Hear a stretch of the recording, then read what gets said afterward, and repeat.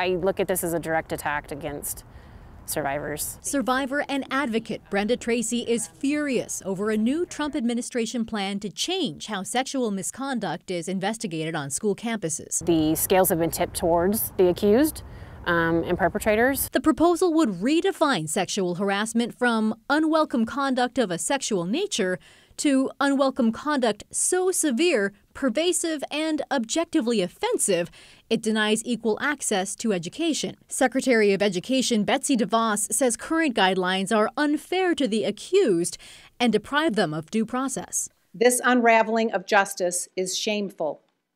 It's wholly un-American. DeVos's proposal would only require schools to investigate assaults alleged to have happened on campus or at school events. Right now, 87% of students live off campus. Oh, I'm angry. I was gang raped by college football players at a off-campus apartment. Also, an assault victim would have to report their case to a designated Title IX representative to trigger a school investigation. Everyone else, coaches, teachers, maybe someone the victim trusts, wouldn't count. Basically taking us back to a time where schools can sweep everything under the rug again. Since 2011, more than 350 accused students have filed suits claiming their schools denied them fair process.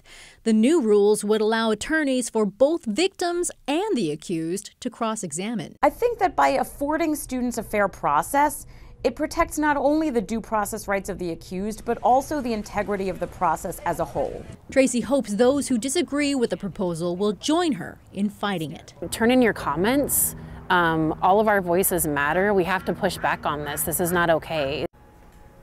Up next, a 60-day comment period before the rules are finalized into law. Now, under the Obama administration, the current standards were only created as guidelines.